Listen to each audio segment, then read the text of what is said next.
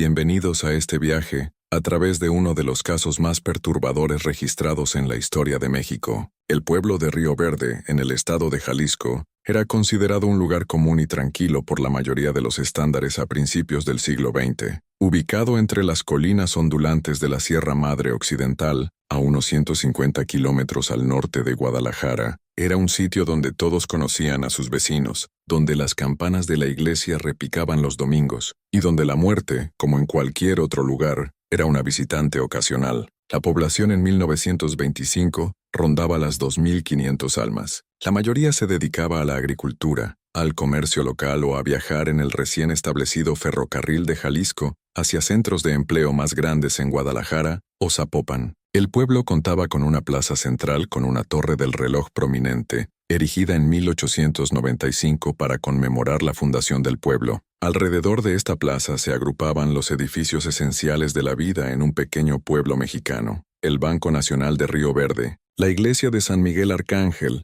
el Palacio Municipal y varias tiendas que atendían las necesidades locales. A 2 cuadras al este de la plaza, en la avenida Hidalgo, se encontraba la funeraria Herrera, una estructura victoriana digna con persianas verde oscuro y un letrero modesto que mostraba el nombre de la familia. Durante generaciones, la familia Herrera había servido a la comunidad en sus momentos de duelo, preparando a los fallecidos para su descanso final con lo que se creía era el máximo cuidado y respeto. El negocio funerario en México a principios del siglo XX estaba experimentando una transformación significativa. La antigua práctica de que las familias lavaran y prepararan a sus propios muertos había dado paso en gran medida a profesionales funerarios que ofrecían conocimientos especializados en técnicas de preservación y arreglos ceremoniales. Esta transición colocaba una confianza sin precedentes en individuos que recibían acceso íntimo a los fallecidos en su momento más vulnerable, una confianza que la mayoría de los funerarios honraba con dignidad y profesionalismo. La familia Herrera había establecido su negocio funerario en Río Verde en 1880, cuando José Herrera, un funerario capacitado en Ciudad de México,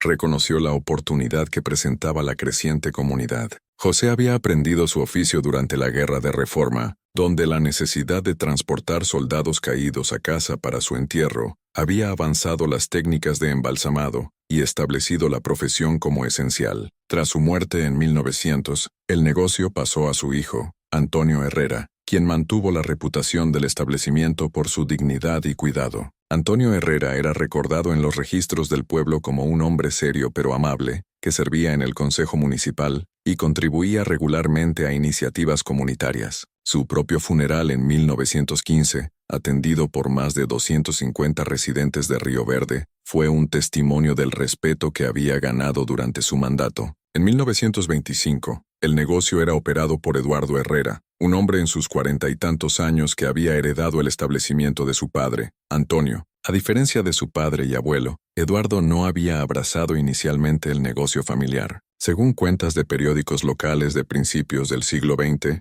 Eduardo había dejado Río Verde después de graduarse de la escuela local en 1898, supuestamente para estudiar medicina en una universidad en Monterrey. Regresó a Río Verde solo después de que la salud de su padre comenzara a declinar alrededor de 1913, habiendo aparentemente abandonado sus estudios médicos sin completar un título. Este detalle biográfico más tarde parecería significativo para los investigadores que intentaban entender el perfil psicológico de Eduardo. Eduardo era descrito por la gente del pueblo como una figura seria y solitaria, que hablaba poco pero realizaba sus deberes con aparente reverencia. Midiendo poco menos de 1.80 metros de altura, con cabello oscuro ralo y un bigote meticulosamente mantenido, presentaba la apariencia precisa y formal esperada de su profesión. Su rutina diaria rara vez variaba. Se levantaba temprano, desayunaba solo en la posada Río Verde, atendía los asuntos en la funeraria y ocasionalmente caminaba a la oficina de correos o al banco a media tarde. Varias noches a la semana se le podía encontrar cenando solo en la misma mesa de esquina en la posada Río Verde,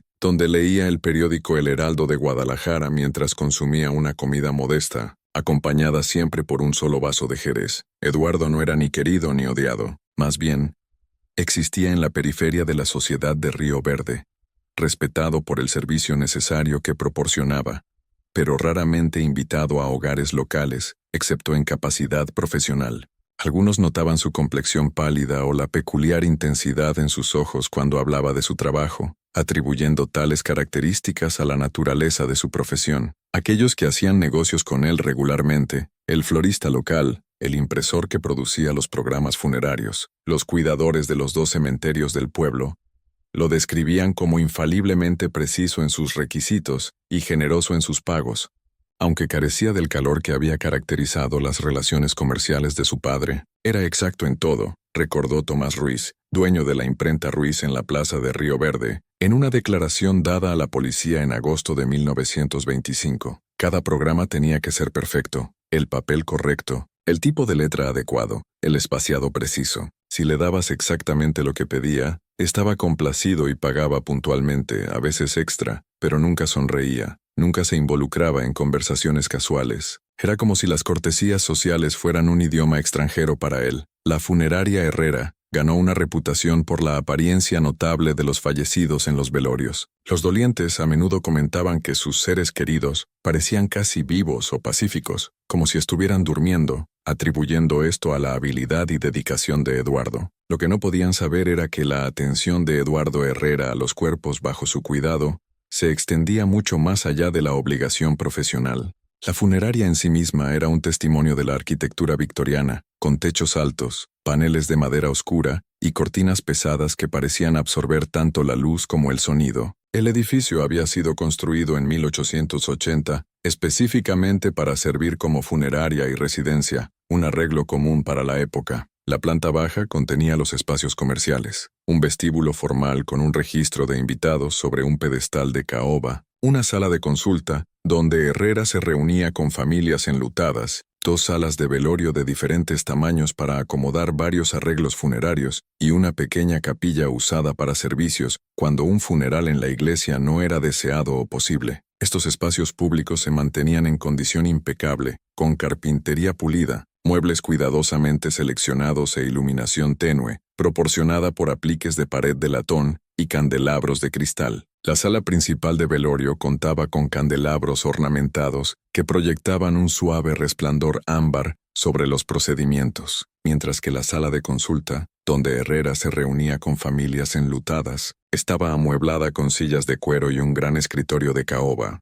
La habitación contenía un gabinete con frente de vidrio que mostraba varias opciones para ataúdes, urnas y tarjetas memoriales, todas representadas por modelos en miniatura o muestras en lugar de los artículos reales, que se almacenaban en otra parte del edificio. Un gran óleo de José Herrera, el fundador del negocio, colgaba en la pared detrás del escritorio, su expresión severa supervisando todas las transacciones realizadas en la habitación. El segundo piso contenía los aposentos privados de Eduardo Herrera, un dormitorio, una pequeña sala de estar, un baño privado y un estudio donde guardaba registros comerciales y correspondencia. Estas habitaciones nunca eran vistas por clientes o visitantes casuales, e incluso María López, la mujer de limpieza que mantenía las áreas públicas de la funeraria, entraba solo una vez por semana para realizar tareas básicas de housekeeping. El tercer piso, originalmente diseñado como cuartos para sirvientes, permanecía en gran parte sin usar después de que Eduardo tomara el control del negocio, ya que no empleaba personal residente. El sótano de la funeraria Herrera, donde se realizaba el trabajo de preparación, era accesible a través de una estrecha escalera en la parte trasera del edificio. Pocos residentes de Río Verde habían entrado alguna vez en este espacio, ya que se consideraba territorio privado y profesional. Aquellos que lo habían hecho, repartidores, reparadores, el ocasional aprendiz que nunca parecía durar mucho, describían un ambiente clínicamente limpio con paredes y pisos azulejados, mesas especializadas para el trabajo de preparación y gabinetes, llenos de las herramientas del oficio del mortuorio. El sótano se extendía debajo de todo el edificio, aunque los visitantes de la sala de preparación veían solo una porción de este espacio. El resto aparentemente se usaba para almacenar ataúdes, químicos de preservación y otros suministros funerarios. Lo que la mayoría no notaba, o al menos no cuestionaba, era la cantidad inusual de espacio dedicado a almacenamiento, gabinetes y closets que parecía excesivo para las necesidades prácticas de una funeraria en un pequeño pueblo. Si alguien hubiera examinado los planos del edificio archivados en la oficina del registro de Jalisco, podría haber notado discrepancias entre las especificaciones originales de 1880 y las renovaciones comisionadas por Eduardo Herrera en 1918. Estas renovaciones, descritas en las solicitudes de permisos como modernizaciones para acomodar técnicas de preparación actualizadas, habían alterado sustancialmente la disposición del sótano, creando espacios no reflejados en ninguna documentación oficial. Para extender la profundidad de esta historia, es importante notar que Eduardo no solo heredó el negocio, sino también una red de contactos en Guadalajara que le proporcionaban suministros exclusivos, como fluidos embalsamadores importados de Estados Unidos, lo que le permitía ofrecer servicios que destacaban en la región y atraían a familias de pueblos vecinos, incrementando su reputación pero también su aislamiento, ya que pasaba más tiempo solo con sus clientes especiales. La primera pista de que algo andaba mal llegó en marzo de 1925, cuando Ana Ramírez, una joven viuda de 28 años, murió repentinamente de neumonía. Ana había sido bien conocida en Río Verde, habiendo crecido en el pueblo antes de casarse con Juan Ramírez, un prometedor abogado que él mismo había sucumbido a la influenza solo 2 años antes. Su muerte, tan pronto después de la de su esposo, golpeó a la comunidad como particularmente trágica. Ana no dejó hijos, solo una hermana, Isabel Torres, que llegó desde Guadalajara para hacer los arreglos en la funeraria Herrera. Más tarde, Isabel le diría a los investigadores que algo en la manera de Eduardo Herrera la perturbó profundamente durante su consulta inicial. Habló de la belleza de Ana con una familiaridad inapropiada, notó Isabel en una declaración dada a las autoridades. Cuando llegué, ya había transferido su cuerpo de la oficina del doctor Vargas a la funeraria, aunque no había dado autorización para ello. La describió como el sujeto más perfecto que había recibido en meses, una frase que me pareció extrañamente clínica, y sin embargo de algún modo personal. La declaración de Isabel continuó. Me preguntó si preferiría que la vistieran con su vestido de novia, aunque no había mencionado tal cosa. Cuando le pregunté cómo sabía sobre su vestido de novia, simplemente dijo que tales prendas eran comúnmente usadas para mujeres jóvenes. Más tarde recordé que Ana se había casado en Guadalajara, no en Río Verde, y que el señor Herrera no habría tenido ocasión de ver sus fotografías de boda o el vestido. Esta realización vino solo después de que todo lo demás saliera a la luz. Según los registros parroquiales de la iglesia de San Miguel Arcángel, el cuerpo de Ana Ramírez permaneció en la funeraria por 4 días antes del entierro, una práctica estándar para la época. El registro de la iglesia notó que el padre José Mendoza realizó la misa fúnebre el 15 de marzo de 1925, con el entierro siguiente en el cementerio de San Miguel. El registro describió el servicio como bien atendido, acorde con el estatus de la fallecida en la comunidad, sin mención de nada inusual en los procedimientos. Lo que no era estándar, aunque pocos lo sabrían entonces, era el comportamiento de Eduardo Herrera durante esas 4 noches. El libro de registro del director funerario, descubierto décadas después, contenía entradas que desviaban significativamente de la documentación profesional. En las páginas dedicadas a Ana Ramírez, Herrera había escrito lo que parecían ser observaciones personales. Sujeto presenta calidad excepcional. La piel retiene una elasticidad notable. El cabello mantiene un lustre inusual después del cese de la vida. Los rasgos arreglados en reposo pacífico. Las entradas continuaban, volviéndose cada vez más inapropiadas mientras Herrera documentaba sus interacciones con la fallecida, visitada de nuevo a medianoche. Aplicadas preparaciones adicionales para preservar la suavidad. Arreglada según la fotografía proporcionada por la hermana, aunque mi propio arreglo era superior. Sujeto responde bien al manejo cuidadoso. Estas entradas, selladas de la vista pública después de que el caso saliera a la luz, sugerían un nivel perturbador de intimidad entre Herrera y los cuerpos bajo su cuidado. Lo más perturbador eran las entradas de la noche final antes del funeral de Ana Ramírez. Visita final. 4 horas pasadas en contemplación de la forma perfecta del sujeto. Tomadas 8 fotografías para la colección personal. Asegurado un mechón de cabello con una cinta azul que combina perfectamente con sus ojos. Reacio a proceder con las preparaciones finales para el entierro. Algunos sujetos deberían permanecer sobre la tierra indefinidamente. Isabel Torres recordó más tarde que cuando vio el cuerpo de su hermana antes del funeral, se sorprendió por lo viva que parecía Ana. Su tez tenía un brillo que parecía imposible en la muerte, le dijo a los investigadores. Sus labios estaban coloreados como con cosméticos, aunque no había proporcionado ninguno. Su cabello estaba arreglado elaboradamente con pequeñas flores tejidas en el estilo, algo que Ana nunca habría hecho en vida, ya que prefería arreglos más simples. Cuando mencioné esto al señor Herrera, habló de preparaciones especiales que podían crear tales efectos. Encontré consuelo en su apariencia pacífica en ese momento, sin saber la terrible verdad detrás de ella. El funeral de Ramírez procedió sin incidentes, e Isabel Torres regresó a Guadalajara con nada más que una vaga sensación de incomodidad respecto al comportamiento del funerario. La vida en Río Verde continuó sin perturbaciones durante la primavera de 1925. La funeraria Herrera recibía a los fallecidos, los preparaba para el velorio y los devolvía a la tierra o a sus lugares de descanso final en los 2 cementerios del pueblo. Nadie cuestionaba los procedimientos que tenían lugar detrás de las pesadas puertas de roble de la funeraria. A finales de abril, un residente anciano llamado Roberto Vargas falleció en su sueño a la edad de 85 años. Vargas, un agricultor retirado que había vivido solo desde la muerte de su esposa una década antes, fue encontrado por un vecino que le entregaba comidas varias veces por semana. Su funeral, manejado por Herrera, fue sin incidentes según todas las cuentas.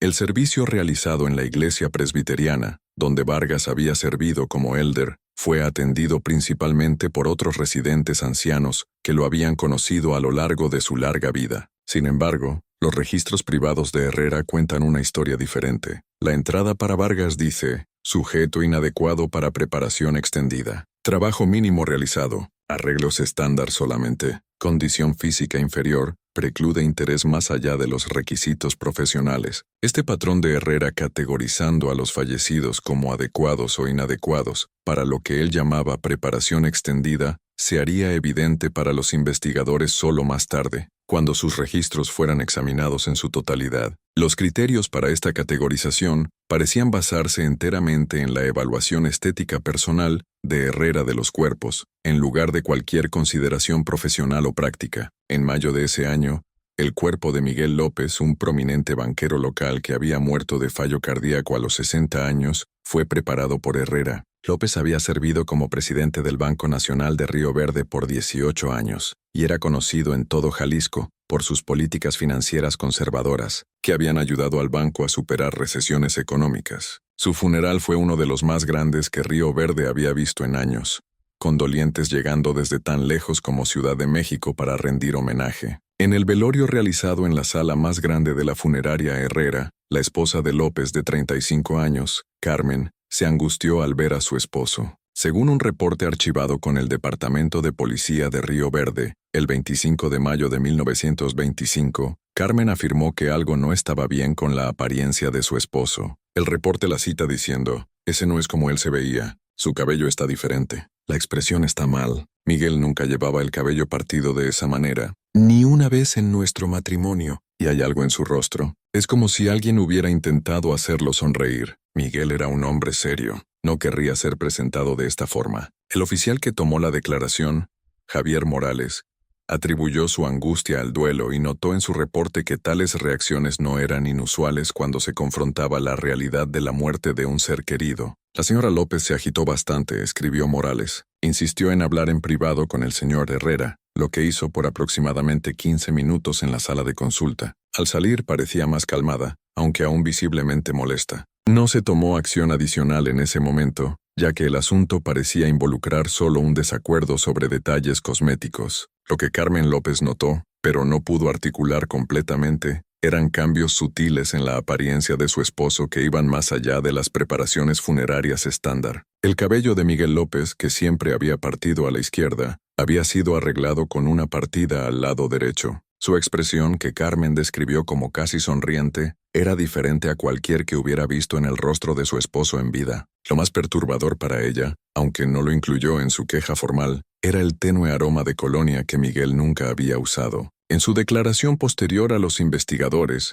Carmen reveló que durante su conversación privada con Herrera, él había descartado sus preocupaciones con autoridad profesional. Me dijo que el proceso de embalsamado a menudo causa cambios sutiles en la apariencia, recordó. Dijo que las familias frecuentemente experimentan desorientación al ver a sus seres queridos después de la preparación y que esto era una parte normal del proceso de duelo. Habló con tal confianza, tal certeza profesional que comencé a dudar de mis propias percepciones. Después de todo, él era el experto en estos asuntos, no yo. Eduardo Herrera reportedly le había asegurado a la señora López que todo se había hecho según la práctica estándar, que a veces el proceso de embalsamado podía alterar ligeramente la apariencia, y que ella simplemente estaba experimentando el shock de la pérdida. Carmen López, abrumada por el duelo y rodeada de amigos bien intencionados que la animaban a descansar, no persiguió sus preocupaciones. El banquero fue enterrado al día siguiente en el cementerio de San Pedro, con Herrera supervisando todos los arreglos. Lo que nadie sabía en ese momento era que el libro de registro mortuorio de Herrera contenía otra entrada inusual para Miguel López. Sujeto exhibe preservación ideal. 8 horas de arreglo necesarias para lograr la presentación deseada.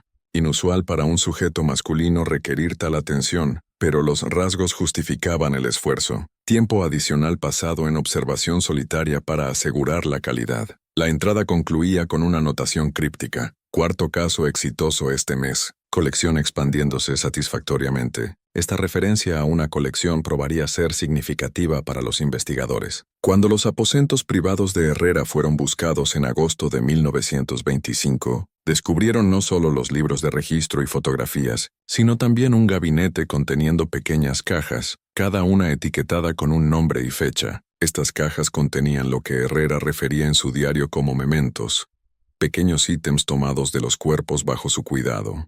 De Miguel López, Herrera había tomado un mechón de cabello, un gemelo de camisa y, de manera bizarra, lo que parecía ser una uña preservada en un pequeño frasco. Para enriquecer esta narrativa y extender su profundidad, vale la pena mencionar que Herrera mantenía correspondencia secreta con proveedores en Ciudad de México, solicitando no solo químicos, sino también libros raros sobre anatomía humana y preservación post-mortem, que alimentaban su obsesión y le permitían refinar sus técnicas personales a lo largo de los años, convirtiendo su sótano en un laboratorio privado de horrores ocultos. Para el verano de 1925, un patrón había emergido, aunque permanecía invisible para los residentes de Río Verde. La funeraria Herrera manejó aproximadamente 25 muertes entre enero y julio, un número típico para un pueblo de ese tamaño. Para cada una, Eduardo Herrera seguía la misma rutina. Recibía el cuerpo, lo preparaba en la sala de trabajo del sótano, permitía visitas familiares y finalizaba los arreglos de entierro. Para la mayoría de los casos, el periodo de preparación era breve, un asunto de horas, pero para ciertos individuos fallecidos, principalmente mujeres entre los 20 y 40 años, los registros de Herrera indicaban tiempos de preparación extendidos, a menudo abarcando múltiples noches. Las entradas del libro de registro de Herrera para estos casos seguían un patrón consistente. Las entradas iniciales eran profesionales y desapegadas, notando la condición del cuerpo al recibirlo, cualquier desafío presentado por la causa de muerte y las preparaciones estándar emprendidas. Sin embargo, las entradas subsiguientes cambiaban de tono, volviéndose más personales y frecuentemente inapropiadas. Herrera documentaría sus visitas a los fallecidos durante las horas nocturnas, describiendo en detalle perturbador sus interacciones con los cuerpos y sus respuestas emocionales o estéticas a ellos. Para algunos casos, Herrera creaba entradas separadas en un diario personal, guardado bajo llave en su dormitorio.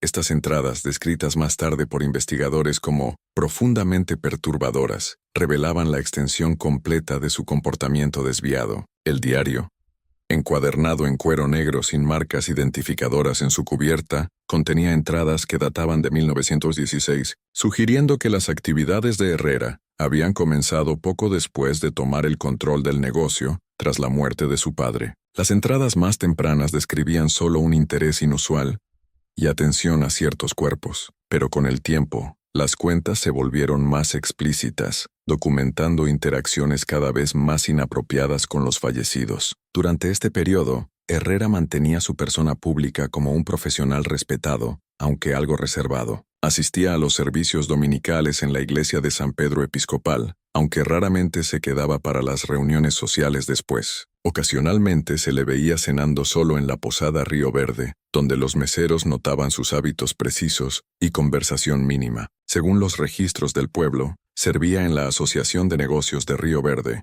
aunque las minutas de las reuniones indican que raramente hablaba, excepto en asuntos directamente relacionados con su establecimiento. La rutina diaria de Herrera reconstruida por investigadores a partir de declaraciones de testigos, era metódica y predecible. Se levantaba temprano, típicamente antes de las 6 a.m., y pasaba aproximadamente una hora en sus aposentos privados antes de descender al sótano para verificar cualquier cuerpo actualmente bajo su cuidado. Después del desayuno en la posada Río Verde, regresaba a la funeraria para manejar asuntos administrativos, reunirse con familias enlutadas o supervisar procedimientos funerarios. Las tardes se dedicaban al trabajo de preparación, cuando llegaban nuevos casos, o al mantenimiento de las instalaciones cuando no había casos activos que requerían atención. Las noches a menudo lo encontraban en su estudio, manteniendo sus registros comerciales y personales. Lo que nadie sabía era que Herrera frecuentemente regresaba al sótano tarde en la noche, pasando horas solo con los cuerpos que encontraba más interesantes. La funeraria se encontraba separada de otros edificios en la avenida Hidalgo, con los aposentos de Herrera en el segundo piso sobre las salas de velorio. Este aislamiento le proporcionaba a Herrera la privacidad que probaría ser esencial para ocultar sus actividades. El sótano, donde se preparaban los cuerpos, tenía pequeñas ventanas a nivel del suelo, que Herrera había cubierto con cortinas pesadas poco después de tomar el control del negocio de su padre, en 1915. Según los registros de propiedad archivados en Jalisco, también había comisionado renovaciones significativas en el área del sótano en 1918, incluyendo la instalación de fregaderos adicionales, sistemas de drenaje e iluminación especializada. El contratista que realizó el trabajo, Pedro Salazar, declaró más tarde que Herrera había sido inusualmente específico sobre las renovaciones, insistiendo en la privacidad y negando acceso a los trabajadores a ciertas áreas, una vez completada la construcción básica. Era particular sobre todo, recordó Salazar en su declaración a la policía. La iluminación tenía que estar posicionada justo así, con múltiples ángulos posibles. Solicitó espejos especiales que pudieran ajustarse y moverse alrededor de la habitación. Asumí que eran para el proceso de preparación, para asegurar que los fallecidos se vieran apropiados desde todos los ángulos. El testimonio de Salazar, dado a la policía en agosto de 1925, incluía la observación de que Herrera había solicitado cerraduras inusualmente complejas para ciertas puertas dentro del área del sótano, cerraduras que parecían excesivas para una funeraria en un pequeño pueblo donde el crimen era raro. Dijo que era para proteger el equipo especializado y los químicos usados en su trabajo, recordó Salazar. No pensé nada de ello en ese momento, aunque mirando atrás, su insistencia en supervisar personalmente la instalación de esas cerraduras parece significativa. Lo más troubling en retrospectiva, notó Salazar, fue la solicitud de Herrera de una habitación separada accesible solo a través del área principal de preparación, sin entrada externa ni ventanas. La llamó su habitación de proyectos especiales, y dijo que era para técnicas experimentales de preservación.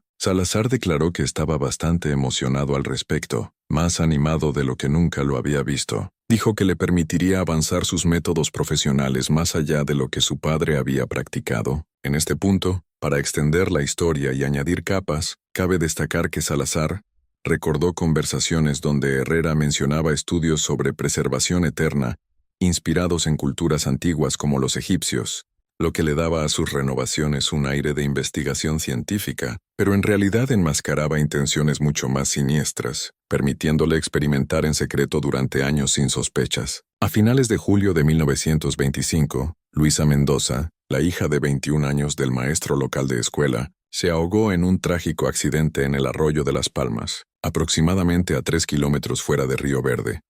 Luisa había estado nadando con amigos cuando aparentemente sufrió un calambre y se deslizó bajo el agua. A pesar de los esfuerzos por rescatarla, estuvo bajo el agua por varios minutos antes de ser sacada a la orilla. Los intentos por revivirla resultaron infructuosos. Su cuerpo fue recuperado después de varias horas y llevado a la funeraria Herrera, como era práctica estándar para muertes accidentales en el área. El padre de Luisa, Carlos Mendoza, quien había enseñado en la escuela de Río Verde por más de 25 años, era bien respetado en la comunidad. Un viudo él mismo, su esposa habiendo muerto durante el parto, Mendoza había criado a Luisa solo, y los dos eran conocidos por ser excepcionalmente cercanos. La simpatía de la comunidad por Mendoza fue evidente en el derrame de apoyo tras la muerte de Luisa, con vecinos proporcionando comidas, manejando arreglos funerarios y ofreciendo cualquier consuelo que pudieran al padre enlutado. Carlos Mendoza solicitó un funeral retrasado para permitir que parientes de Monterrey asistieran. Como resultado, el cuerpo de Luisa permaneció bajo el cuidado de Herrera por casi 6 días, un periodo inusualmente largo, pero no sin precedentes dadas las circunstancias. Durante este tiempo,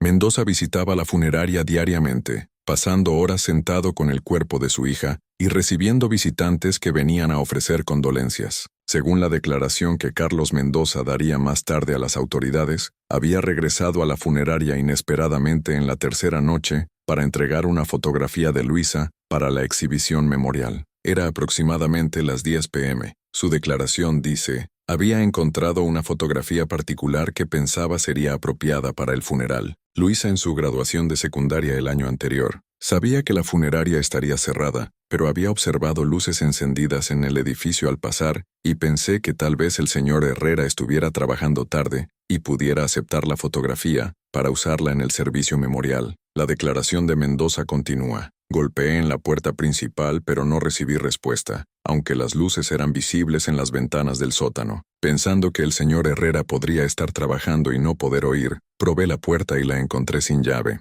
Llamé al entrar, pero no recibí respuesta. Consideré dejar la fotografía en el escritorio de la sala de consulta con una nota, pero entonces pensé que tal vez el señor Herrera estuviera en el sótano preparando a mi hija para el funeral. Lo que Carlos Mendoza descubrió al entrar en la funeraria desmantelaría la fachada cuidadosamente construida que Eduardo Herrera había mantenido por años. Mendoza describió oír sonidos extraños provenientes del sótano, no maquinaria sino algo como un zumbido o conversación baja. Preocupado, descendió las escaleras en silencio, temiendo que algo estuviera mal o que una persona no autorizada hubiera entrado en la funeraria. Encontró la puerta del sótano entreabierta y a través de la estrecha apertura observó una escena que lo perseguiría por el resto de su vida. El reporte policial archivado el 30 de julio de 1925 contiene la cuenta de Mendoza de lo que vio, aunque porciones fueron más tarde redactadas de los registros públicos. Según las secciones no redactadas, Mendoza observó a Herrera solo con el cuerpo de su hija, que había sido arreglado en una mesa de preparación. Herrera no estaba realizando ningún deber profesional, sino que estaba sentado junto al cuerpo, en una manera que Mendoza describió como sugiriendo intimidad en lugar de atención profesional. Herrera estaba supuestamente hablando a la fallecida como si estuviera viva, acariciando su cabello y rostro. Lo que las porciones redactadas del reporte contenían, según notas hechas por investigadores que más tarde obtuvieron acceso a los registros sellados, eran descripciones de Herrera, involucrado en comportamientos mucho más perturbadores que meramente hablar a la fallecida. Estos detalles, considerados demasiado gráficos para el registro público incluso por los estándares de la policía de principios del siglo XX, sugerían un nivel de interacción física con la fallecida que violaba tanto la ética profesional como los estatutos criminales. La reacción inmediata de Mendoza fue de shock y horror. Por su propia cuenta, gritó, causando que Herrera levantara la vista con una expresión ni de vergüenza ni de sorpresa, sino de irritación por ser interrumpido. Mendoza huyó de la funeraria y fue directamente a la casa del jefe de policía de Río Verde, Ramón Delgado, quien residía a 4 cuadras de distancia. El jefe Delgado, según su propio reporte, inicialmente cuestionó la cuenta de Mendoza, sugiriendo que el maestro de escuela podría haber malinterpretado lo que vio, debido al duelo y la iluminación tenue del sótano.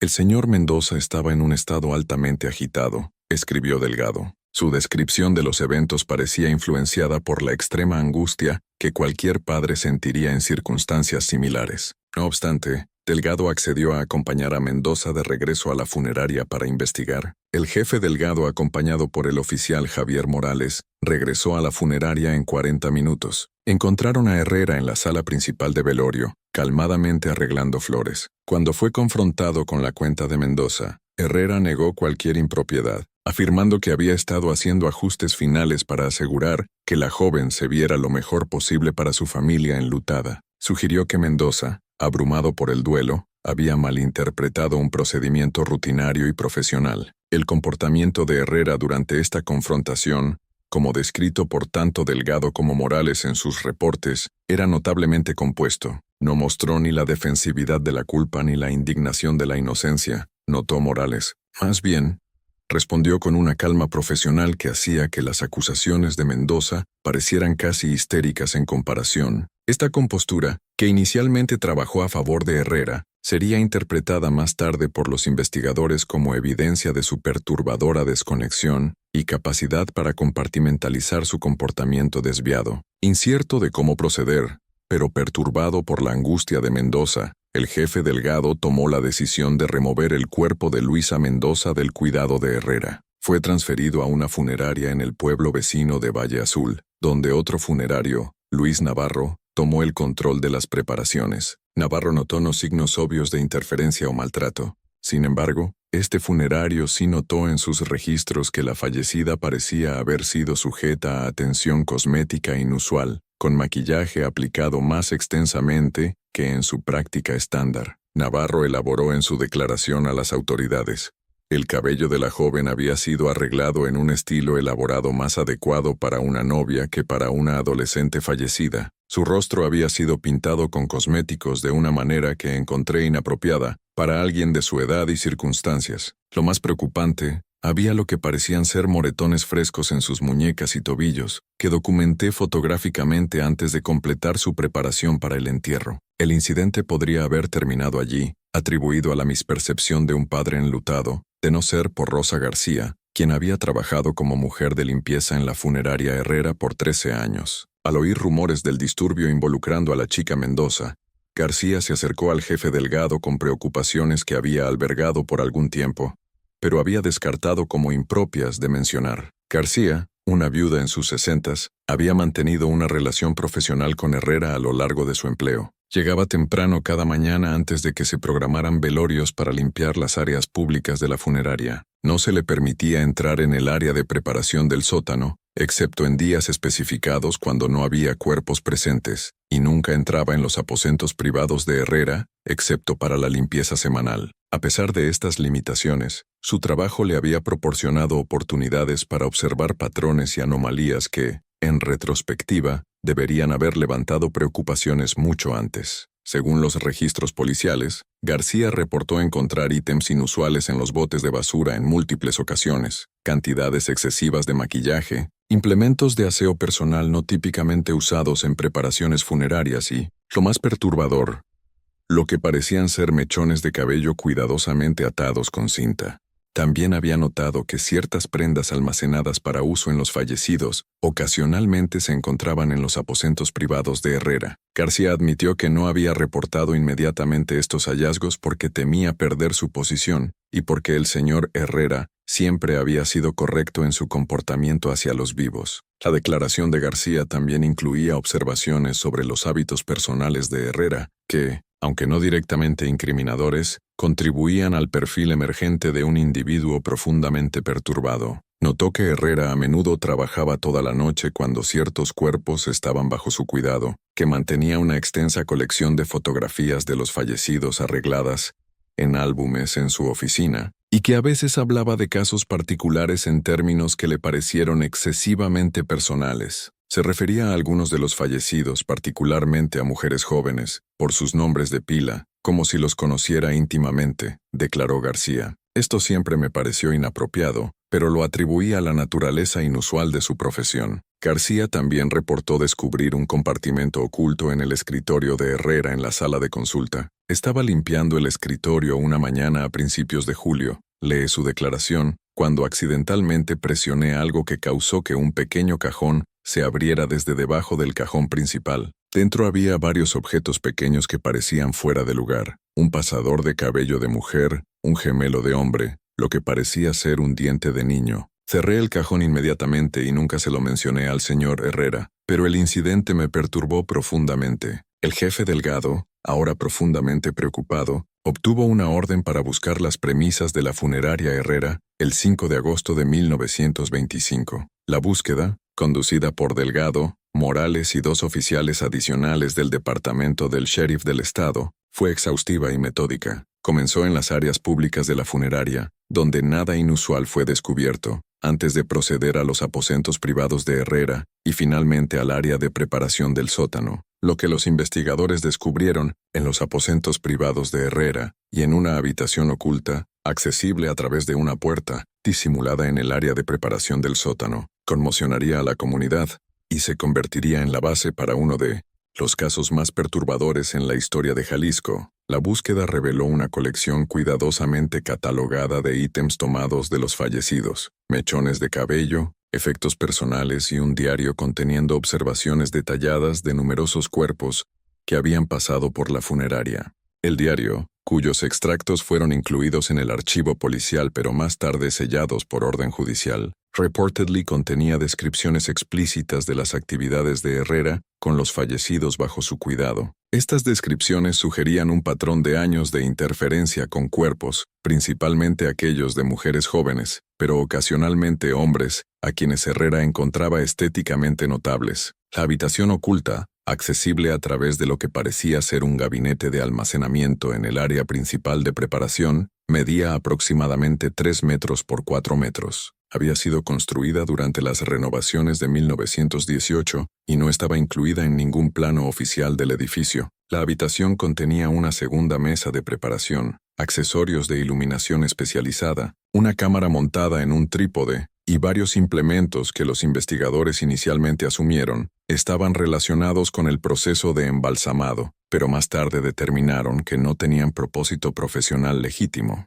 Lo más perturbador eran las fotografías descubiertas en un gabinete bajo llave en el dormitorio de Herrera. Estas imágenes tomadas en la sala de preparación del sótano documentaban las interacciones de Herrera con los fallecidos en varias etapas de preparación. Las fotografías estaban meticulosamente organizadas, etiquetadas con nombres y fechas, y anotadas con comentarios personales. Según los registros policiales, la colección databa de 1916, sugiriendo que las actividades de Herrera habían estado en curso por al menos 9 años. Las fotografías, descritas en reportes policiales como inadecuadas para documentación pública, mostraban a Herrera posando con los fallecidos en maneras que iban desde simplemente inapropiadas hasta explícitamente violadoras. En algunas imágenes, Herrera había arreglado cuerpos en poses vivas, sentados en mesas o reclinados en sofás que no eran parte de las áreas públicas de la funeraria. En otras, había documentado a sí mismo involucrado en actos que, incluso por los estándares de 1925, eran reconocidos como profundamente perturbados y criminales. Además de las fotografías, los investigadores descubrieron una extensa colección de ítems personales tomados de los fallecidos, joyería, mechones de cabello, artículos de ropa y, en algunos casos, ítems más íntimos. Estos estaban almacenados en cajas etiquetadas con nombres y fechas, sugiriendo que Herrera veía estos ítems como mementos o recuerdos en lugar de evidencia a ocultar. Esta catalogación sistemática, junto con sus entradas detalladas en el diario, indicaba una perturbadora falta de conciencia o preocupación sobre la naturaleza criminal de sus acciones. La búsqueda también reveló una colección de textos médicos y anatómicos, muchos con pasajes destacados y anotados en la letra de Herrera. Estas anotaciones, según los investigadores, sugerían un interés obsesivo en la preservación y presentación estética del cuerpo humano que iba mucho más allá de los requisitos profesionales. Un libro, un texto médico sobre anatomía, contenía notas extensas en los márgenes junto a ilustraciones de sujetos femeninos, con Herrera comentando técnicas para preservar y realzar características específicas después de la muerte. Eduardo Herrera fue arrestado el 5 de agosto de 1925 y acusado de múltiples cargos de interferencia con un cadáver, un crimen que, aunque serio, parecía inadecuado para abarcar la naturaleza y extensión de sus violaciones. La noticia del arresto se extendió rápidamente por Río Verde y comunidades circundantes. El Heraldo de Guadalajara publicó una historia en la portada el 6 de agosto, con el titular «Director funerario arrestado por conducta impactante». Aunque el periódico se abstuvo de publicar detalles específicos por respeto a las familias involucradas y de acuerdo con los estándares de la época, el artículo de noticias decía en parte: Eduardo Herrera, propietario de la funeraria Herrera en Río Verde, fue arrestado ayer por cargos relacionados con conducta impropia en el ejercicio de sus deberes profesionales. Las autoridades han liberado pocos detalles, citando la naturaleza sensible del caso y el respeto por las familias involucradas. El jefe Ramón Delgado del Departamento de Policía de Río Verde confirmó que el arresto siguió a una investigación sobre quejas respecto al tratamiento de los fallecidos bajo el cuidado del señor Herrera. El señor Herrera se encuentra actualmente detenido en la cárcel del estado de Jalisco awaiting arraignment. La reacción local al arresto de Herrera fue compleja y multifacética. La incredulidad inicial dio paso al horror a medida que información limitada sobre el caso comenzó a circular. Muchos residentes luchaban por reconciliar al profesional reservado que Herrera había sido con el individuo perturbado descrito en conversaciones susurradas. Algunos expresaban culpa por no haber reconocido signos de su desviación, mientras que otros insistían en que no había habido tales signos aparentes, que Herrera había mantenido su fachada de normalidad con notable habilidad. Para las familias que habían confiado sus seres queridos fallecidos al cuidado de Herrera, la revelación trajo una forma única de trauma. Enfrentaban no solo el horror de lo que podría haber sucedido a sus seres queridos después de la muerte, sino también la decisión imposible de buscar confirmación a través de exhumación o dejar el asunto sin resolver. La mayoría eligió lo último, prefiriendo la incertidumbre a una confirmación potencialmente devastadora. La reacción en Río Verde fue de horror colectivo e incredulidad. Las familias que habían confiado sus seres queridos a Herrera ahora enfrentaban la terrible incertidumbre de lo que podría haber sucedido a esos cuerpos antes del entierro. La policía fue inundada con consultas, pero podía proporcionar pocas respuestas. En muchos casos, la exhumación habría sido la única manera de determinar si un cuerpo había sido interferido, y pocas familias estaban dispuestas a someterse a ese trauma adicional. El clero local intentó proporcionar consuelo y guía a sus congregaciones durante este tiempo difícil. El reverendo Miguel Ortiz de la Iglesia de San Pedro Episcopal, donde Herrera había sido miembro, abordó el caso directamente en su sermón el domingo siguiente al arresto. Según los registros de la Iglesia, Ortiz habló de la oscuridad que puede existir en cualquier corazón humano y de la importancia de apoyar a aquellos afectados por los crímenes de Herrera. Evitó detalles específicos, pero reconoció el shock y duelo colectivo de la comunidad. Nos reunimos hoy a la sombra de una revelación que ha sacudido nuestra comunidad hasta su núcleo, comenzó Ortiz. Según los registros de su sermón de la Iglesia,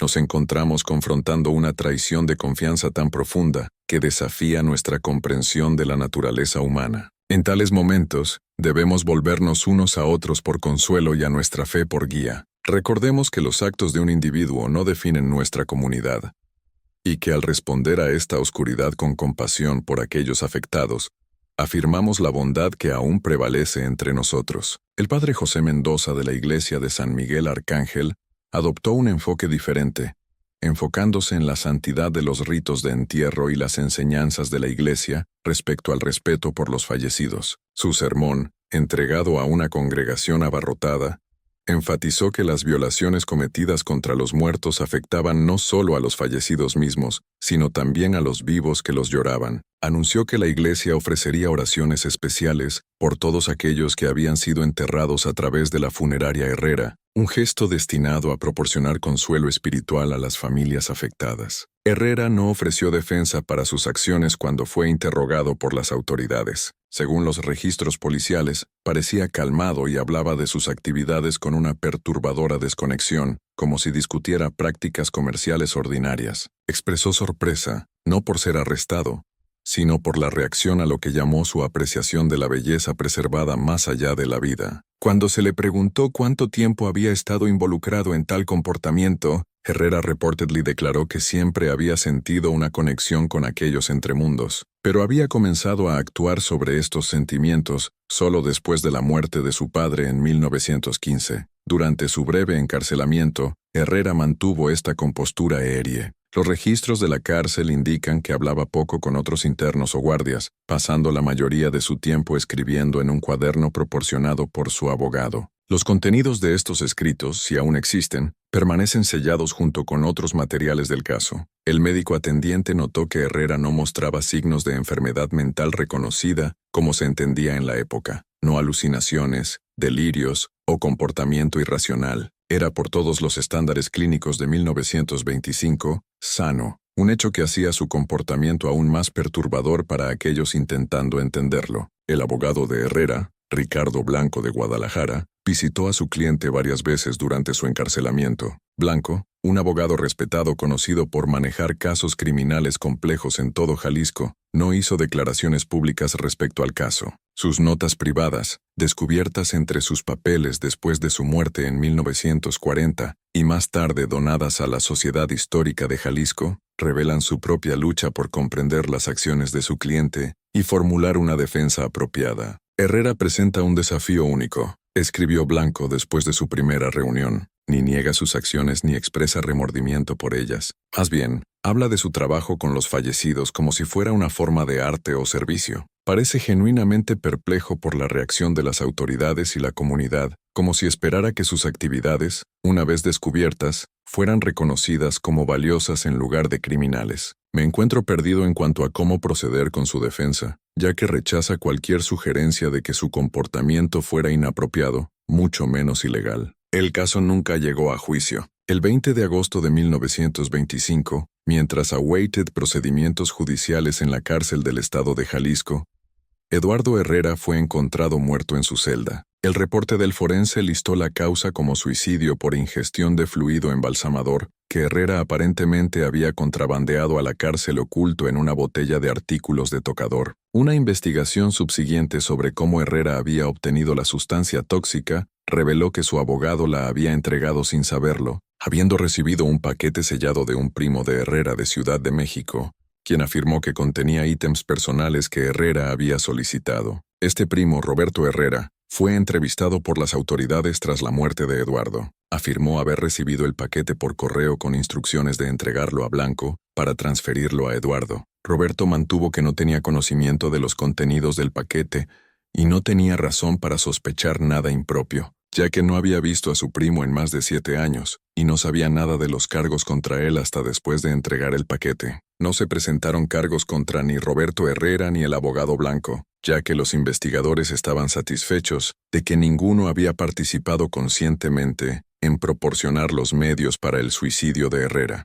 La declaración final de Herrera, escrita en papel proporcionado para correspondencia con consejo legal, no contenía disculpa ni explicación, sino una queja de que su trabajo había sido malentendido y que había proporcionado un servicio tanto a los fallecidos como a sus familias, al preservar belleza que de otro modo se perdería en la decadencia. La nota, que abarca 4 páginas, revela la perspectiva perturbada de Herrera sobre sus acciones. No he hecho nada más que honrar a aquellos que han pasado, escribió. Los he preservado, apreciado, mantenido compañía cuando todos los demás los habían abandonado a la tierra. ¿No es esto un servicio mayor que la preparación apresurada e impersonal que la mayoría de los funerarios proporcionan? Este pasaje, citado en el reporte del forense pero omitido de las cuentas periodísticas, ofrece una visión de la profunda desconexión de Herrera de los límites éticos y morales normales. El párrafo final de la nota de suicidio de Herrera ha sido interpretado por investigadores como revelando una patología profunda que probablemente había estado presente a lo largo de su vida adulta. Aquellos que me juzgan no entienden ni la muerte ni la belleza. Bajo mi cuidado, los fallecidos lograron una perfección negada en vida. Se convirtieron en arte preservado en momentos de forma ideal, apreciados como merecían ser. Lo que he hecho no es un crimen, sino una devoción, no una violación, sino una consagración. Si la sociedad no puede entender esto, entonces elijo unirme a aquellos que he honrado en el reino donde tal comprensión es innecesaria. El suicidio de Herrera trajo un fin abrupto a cualquier posibilidad de una investigación completa o prosecución. Preguntas sobre cuántos fallecidos habían sido violados, sobre si Herrera alguna vez había sido atrapado o sospechado antes, y sobre si se había involucrado en comportamiento similar en otras ubicaciones, permanecerían en gran parte sin respuesta. La comunidad, privada del catarsis de un juicio y juicio formal, fue dejada para procesar el caso sin cierre. Tras la muerte de Herrera, las autoridades enfrentaron la delicada tarea de notificar a familias cuyos seres queridos fallecidos aparecían en los registros o fotografías de Herrera. Este proceso fue manejado con extrema discreción, con muchos detalles retenidos para ahorrar a las familias distrés innecesario. Según los registros del Estado, aproximadamente 35 familias fueron contactadas directamente respecto a evidencia de que sus parientes fallecidos habían estado entre las víctimas de Herrera. El número actual de casos era probablemente más alto, ya que los investigadores decidieron no contactar familias donde la evidencia era menos concluyente o donde las violaciones parecían haber sido menos severas. La decisión fue tomada a nivel estatal para sellar la mayoría de los registros relacionados con el caso, accesibles solo a la policía y por orden judicial. Esta decisión, aunque destinada a proteger la dignidad de los fallecidos y los sentimientos de sus familias, tuvo la consecuencia no intencionada de permitir que los detalles del caso fueran gradualmente olvidados o distorsionados con el tiempo. Sin registros accesibles, el caso de Herrera eventualmente se convertiría más en rumor que en historia documentada en la memoria colectiva de Río Verde. La funeraria Herrera fue cerrada permanentemente. El edificio permaneció vacante por varios años, convirtiéndose en el sujeto de historias susurradas locales antes de ser comprado en 1930 por un comerciante de ferretería que lo demolió y lo reemplazó con una nueva estructura. No queda rastro del edificio original hoy. El impacto del caso de Herrera se extendió más allá de Río Verde. La noticia del caso, aunque reportada con detalles limitados, alcanzó a directores funerarios y cuerpos reguladores en todo el centro de México. Según los registros de la Asociación de Directores Funerarios de México, el caso contribuyó a discusiones sobre mayor supervisión y estandarización de prácticas funerarias. Aunque regulaciones formales no serían implementadas por varios años más, el caso de Herrera se convirtió en un ejemplo cautelar citado en círculos profesionales. En un discurso de 1928, a la Asociación Nacional de Directores Funerarios, registrado en el Journal de la organización, el presidente hizo referencia indirecta al caso. Eventos recientes en nuestra profesión han destacado la confianza sagrada colocada en nuestras manos por familias enlutadas. Es incumbent upon us asegurar que esta confianza nunca sea violada, que la dignidad de los fallecidos sea preservada no meramente a través de habilidad técnica, sino a través de los estándares éticos más altos. A este fin, propongo la formación de un comité para redactar guías comprensivas para nuestra profesión, abordando no solo los aspectos científicos de nuestro trabajo, sino también las obligaciones morales inherentes en nuestra vocación. El caso podría haber desvanecido enteramente de la memoria pública de no ser por el Dr. Martin Schreiber, un criminólogo de la Universidad Nacional Autónoma de México, quien en 1970 obtuvo permiso para revisar los registros sellados como parte de un estudio sobre psicología criminal histórica. Las notas de investigación de Schreiber, encontradas entre sus papeles después de su muerte en 1978, y más tarde donadas a archivos académicos, contienen referencias al caso de Herrera como un ejemplo notable de comportamiento necrofílico manifestándose dentro de un rol socialmente sancionado que proporcionaba tanto acceso como cobertura para actividades desviadas. El análisis de Schreiber del caso, aunque nunca publicado formalmente, proporciona una de las pocas evaluaciones profesionales de la psicología de Herrera. Según las notas de Schreiber, Herrera exhibía rasgos clásicos de necrofilia, una parafilia caracterizada por atracción sexual a cadáveres, pero con características inusuales que distinguían su caso de otros documentados en la literatura. Específicamente, la documentación metódica de Herrera, su aparente creencia en la propiedad de sus acciones y su integración de su comportamiento desviado en un rol profesional legítimo, marcaban su caso como único entre aquellos que Schreiber había estudiado. Herrera representa una subcategoría inusual de comportamiento necrofílico, escribió Schreiber. A diferencia de la mayoría de los casos documentados que involucran acceso oportunista a cadáveres o desenterramiento de los muertos, Herrera estableció un marco profesional que proporcionaba acceso legítimo a los fallecidos. Más significativamente, parece haber racionalizado su comportamiento no como una desviación, sino como una mejora de su rol profesional, una perspectiva que le permitió mantener tanto su persona pública como sus actividades privadas, sin la disonancia cognitiva que uno podría esperar. Schreiber notó que los diarios de Herrera revelaban una escalada progresiva en su comportamiento con el tiempo. Las entradas tempranas sugerían un interés inapropiado pero limitado en los fallecidos, principalmente de naturaleza estética. A medida que pasaban los años, este interés se volvía más intrusivo y eventualmente explícitamente violador. Este patrón de escalada, observó Schreiber, era consistente con otros desórdenes parafílicos, donde los límites son gradualmente empujados a medida que actividades anteriores dejan de proporcionar la misma satisfacción psicológica o emocional. Schreiber nunca publicó sus hallazgos sobre el caso de Herrera, reportedly decidiendo que incluso décadas después, los detalles permanecían demasiado perturbadores para publicación académica. Sus notas indican que el diario de Herrera contenía pasajes, sugiriendo que se veía a sí mismo preservando belleza, más allá de su término natural y formando relaciones no complicadas por las demandas de participantes vivos. El análisis de Schreiber sugería que Herrera seleccionaba sus víctimas basado en atributos físicos que encontraba atractivos y que veía su rol profesional no como un servicio a la comunidad, sino como proporcionándole sujetos para apreciación. Uno de los aspectos más perturbadores del caso, desde una perspectiva psicológica, era la aparente falta de conciencia de Herrera de que su comportamiento era errado. A diferencia de muchos criminales que toman pasos para ocultar sus acciones por reconocimiento de su ilegalidad o inaceptabilidad social, Herrera documentaba sus actividades extensamente, mantenía trofeos abiertamente en su hogar y, cuando confrontado, expresaba confusión ante las reacciones de los demás. Esto sugiere una profunda desconexión de las normas sociales y límites éticos, una desconexión que le permitió mantener su persona pública mientras se involucraba en comportamiento privado profundamente perturbado, mientras enfatizaba que ninguna explicación definitiva era posible, dada la información limitada disponible. Schreiber sugería varios factores que podrían haber contribuido a la patología de Herrera.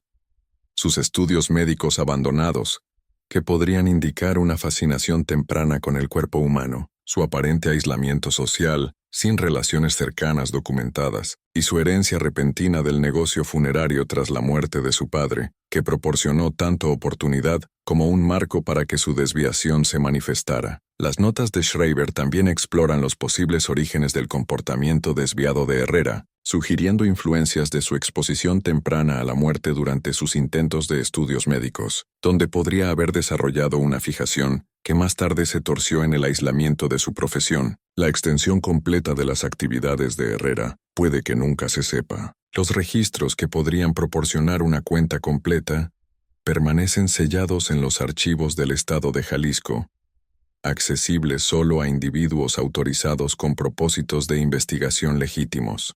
Lo que está claro, sin embargo, es que por al menos 9 años, los residentes de Río Verde confiaron sus seres queridos fallecidos a un hombre que violó esa confianza de la manera más profunda posible. El caso de Eduardo Herrera sirve como un recordatorio perturbador de la vulnerabilidad que existe en momentos de duelo, cuando debemos colocar nuestra confianza en extraños para cuidar a aquellos que hemos perdido. Plantea preguntas incómodas sobre los individuos a quienes concedemos acceso íntimo a nuestros seres queridos fallecidos, y sobre el potencial para que ese acceso sea abusado. En las décadas desde el caso de Herrera, las prácticas funerarias han evolucionado significativamente con mayor regulación, transparencia y supervisión profesional. Las funerarias modernas típicamente operan con múltiples miembros del personal presentes, y muchas jurisdicciones han implementado protocolos estrictos para el manejo de los fallecidos. Estos cambios reflejan no solo avances en la profesión, sino también un reconocimiento de la confianza sagrada colocada en aquellos que cuidan a los muertos. Sin embargo, el caso de Herrera permanece como una nota al pie chilling en la historia de Jalisco, un recordatorio de que a veces los predadores más perturbadores son aquellos que operan no en los márgenes de la sociedad,